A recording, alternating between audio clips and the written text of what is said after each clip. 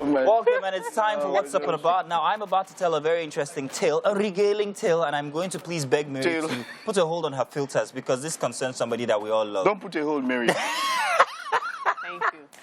Over the weekend, one of our producers here, Mr. Francis, was on a trip. He actually went to his eastern part of the country for something. I don't know. He flew this time. He flew this. You are me. And they were talking of me. So this time, Mr. Francis decided to fly. Mr. Francis that we know does not fly. Mr. Francis would rather drive his pilot. But this time he said he has to fly. So Francis Actually, goes to the airport. Pilot. No, you know, he suddenly realized he's old. He cannot fight anymore. Let's not do this, Francis. You know he can't respond. So Yes. let's That's why it's best to do it now. Filter. Okay. So Francis flew this time, and after they took off from Lagos, midway into the flight, 20 minutes, Mr. Francis reported that the pilot said, excuse me, we are reporting No, before that. What? He said the plane, pause. No. When you He said he paused before the announcement. You spoiled it. Francis says, the pilot comes on and says, excuse me, sorry, we have to report that we will not be able to commence or continue our journey to Enugu, I think. Only we're going to have to turn around because we have mechanical faults. And then that was when Francis said that in those 20 minutes when the plane was shaking, they paused. At least understand what In the air. What was getting in his mind that they played. And did you turn like a camera? No. Okay. No. But, you don't get it. You can't look at come on here. Reverse. I'm dying. You know why this thing is really funny to me? Because I have pilot friends. So I'm just imagining a pilot in that situation. What is going through his own head as well? So, now to the real issue. Please, Mike, Yeah, go the ahead. issue here. The issue here would have to be the aviation industry in Nigeria. There are too many reports. I know it's cool. We were guys. I heard so once we know that you are safe, we can make a joke out of anything. That is us. But the aviation industry, really, we need to declare a state of emergency because these issues are not isolated. They have become too frequent. Yeah. Now, for me... Oh, go ahead. Okay, so the thing with the aviation industry is there's a lot more to it than we see.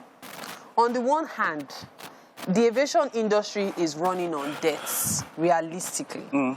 If we are supposed to even talk about the pricing of tickets, for the airlines to stay afloat, they need to be charging 300,000 naira per trip. Wow. Considering exchange rates, the cost of fuel, and all other exigencies, they are barely managing. In fact, they are not staying afloat. I'm not predicting negatively, but there might be an aviation crisis in Nigeria in 2023. We already have a road crisis anyway. Exactly. So I really don't know how we're going to cope. So let me just establish that fact. However... Oh, you're not done? Okay. However, we also have to look at, other factors involved. We cannot manage engine like you will manage Molue. No.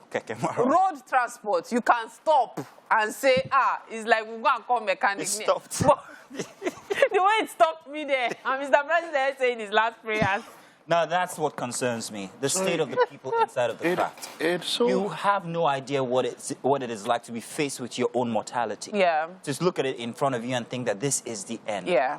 If I were in a better society, I bet you I would sue. And I'm thinking that this is the trauma that people who were in that aircraft must have gone through. Francis reported that people started praying, people were agitated, people were scared, people didn't know, people were losing their minds. You have to consider these customers, these passengers, that this is what you're putting them through. So I actually asked myself, what would I do? Well, I've been in that situation a couple of times. A few times, yes, I have as well. At the point where you get to contemplate, where you are contemplating, where you have time to contemplate, 20 minutes in the air and that fear, contemplate what my life has been, what's going to not be in the next few seconds. That trauma. At least those ones was 20 minutes into the air. How about the ones that you get to your destination, you can't land, and then you go right back to where you came from. So my point is this: look, we should do all we can. This is it's not a private sector driven. It's not an initiative that the private sector can drive. the government really has to Yes, come in. indeed. Something has to be done about our aviation sector. Yeah. As soon as possible. Something has to be done.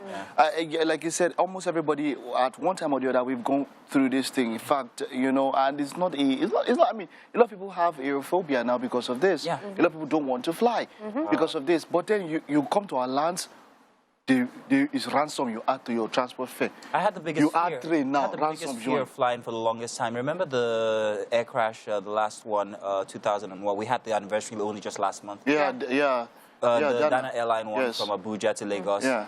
So I have a very crazy story. Related me. Yeah. So at the time I wasn't married, my girlfriend says to me, hey, what are you flying with? I say, I fly with this other airline. She's like, why did you fly with this other airline? They're faster, they're much more efficient. And truly, they were very efficient. On my return trip from Abuja, my airline was late by many hours, but Dana airline actually took off, you know, right on time. And then while we're complaining at the boarding gate, we realized that, you know, we actually boarded and came back and realized, why are people crying? They're like, the airline which just took off right now just crashed. Wow. Now think about it.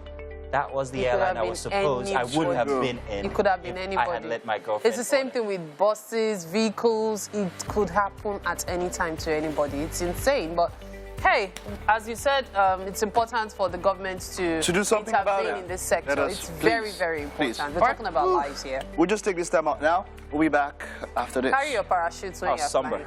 flying.